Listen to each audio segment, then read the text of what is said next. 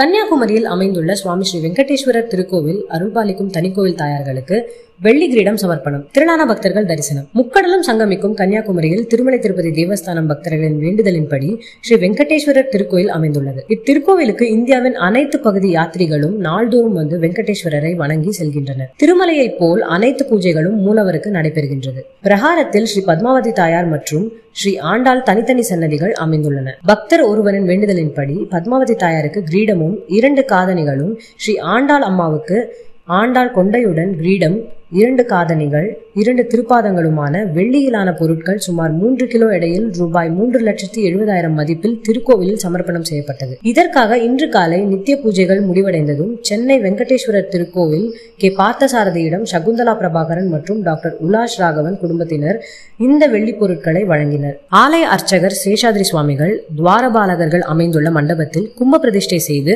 உலக நன்மைக்கு சங்கல்பம் செய்யப்பட்டு புண்ணியாக வாசனம் கும்ப பூஜைகள் நடைபெற்றன. சுவாமிக்கு சமர்ப்பிக்கப்படும் பொருட்களை கும்ப நீரால் புனிதப்படுத்தினர்.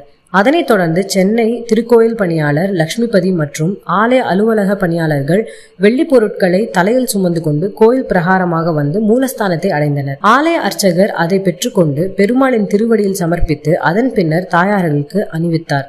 இந்நிகழ்வில் திரளான பக்தர்கள் கலந்து கொண்டு சுவாமி தரிசனம் செய்தனர்.